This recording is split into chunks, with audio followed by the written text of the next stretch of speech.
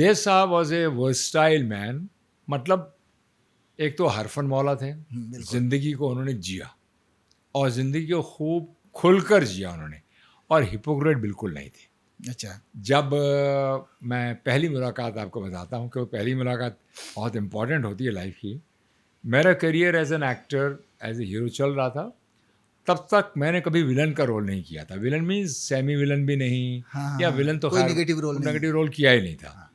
तो मुझे कॉल आई कि साहब आपको नवकेतन देवानंद साहब याद कर रहे हैं. मैं कहा देवानंद साहब याद कर रहे हैं तो बड़ी खुशी की बात है भाई, मैं ज़रूर आ जाऊँगा. और मेरी शूटिंग चल रही थी उस टाइम पे. तो मैं कहा मैं 2 या 3 दिन तक बिज़ी हूँ. तो बोले कोई बात नहीं, अब 2 या 3 दिन के बाद ज़रूर आप हमें कहिए, हम आपको फ़ोन कर लेंगे. ठीक है. फ़ोन आ गया. उनके नेफ्यू थे बाबा. तो उन्होंने कहा भाई ऐसा हमारा बम्बई में हीरा नगर में यहाँ पर हमारा ऑफिस है और आप आ जाइए. तो खैर स्मार्ट तो अब भी हैं और तब भी थे हम भी.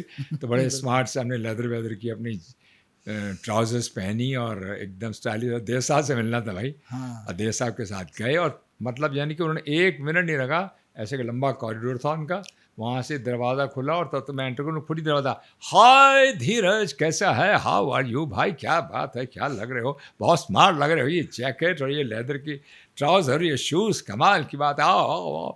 ऐसे मिले जैसे मुझे बरसों से जानते हैं. और देवानंद को मैंने पहली बार देखा, इंडस्ट्री में था, देखा था इधर उधर फंक्शन में, लेकिन तो मैं थोड़ा सख्ते में था. तो आहिस्ता आहिस्ता मैंने अपना कंट्रोल किया. अरे भाई धीरज कम ऑन, बैठो बैठो बैठो यार, बैठो तुम बैठो. अब बैठ गए. भाई धीरज मैं तुम्हें कैसी कहानी सुनाऊंगा बस जिसके अंदर तुम ही तुम हो. अच्छा. तो मैं ज़रा यूँ करके थोड़ा सा मैं हिल के, हाँ जी ठीक है, यूँ किया मैंने. तो कहानी सुना दी उन्होंने फटाफट कि भैया जीनत अमान है और तुम हो और फिर मैं हूँ और साथ में राखी है. अच्छा. तो सुना बना दिया. तो अब मुझे आहिस्ता आहिस्ता पता लगना शुरू हो गया तो नेगेटिव कैरेक्टर है.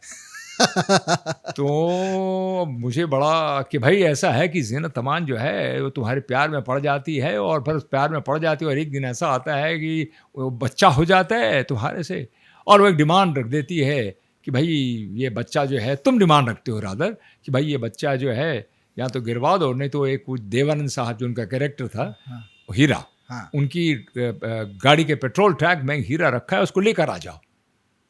तो मैं देसा ये तो नेगेटिव क्या होता है, यही तुम्हारी सोच बहुत छोटी है. अच्छा.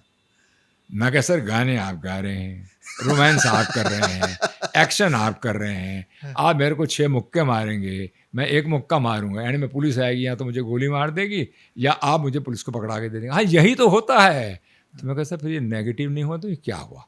वो समझ गया कि अब ये घोड़ा बिदक गया है. अच्छा. तो बोले धीरज रिलैक्स रिलैक्स. उन्हें बहुत बहुत पेशेंस थी और बहुत प्यार. उन्होंने टॉपिक चेंज करके वहाँ की कहाँ के हो ये हो कर कर आके कहा एक काम करो तुम 2 दिन लो, सोचो उसके ऊपर, कोई जल्दी नहीं है.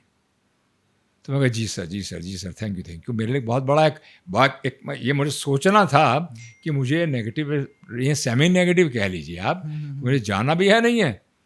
तो साहब 2 दिन के बाद मैंने उनसे मोर देन डबल अपनी फीस मांगी.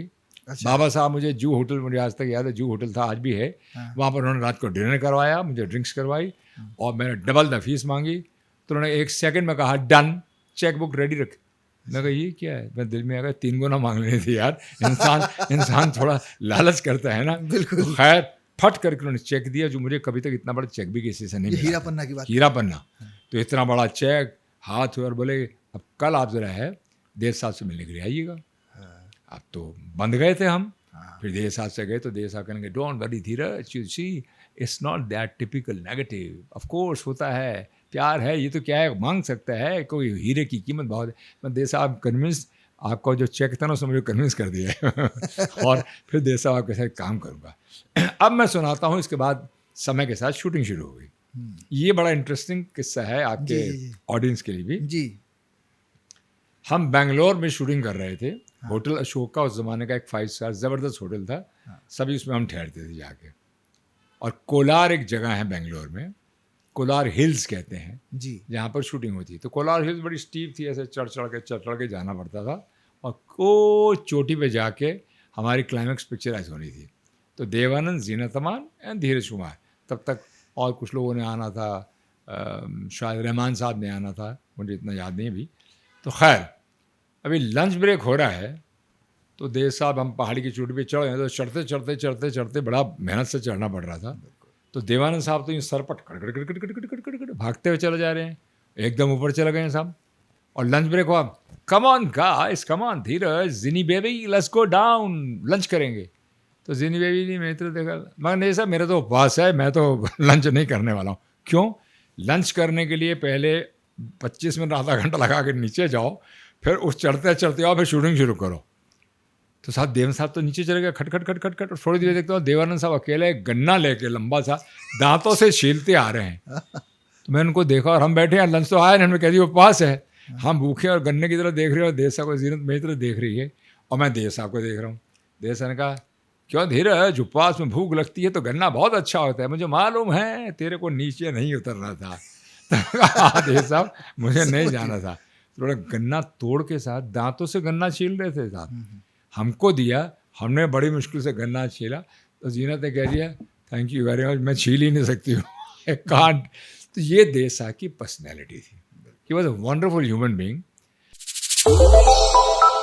श्रेष्ठ भारत पर खबरों से जुड़े रहने के लिए चैनल को सब्सक्राइब और लाइक करें, बेल आइकन दबाएं और देखते रहें श्रेष्ठ भारत।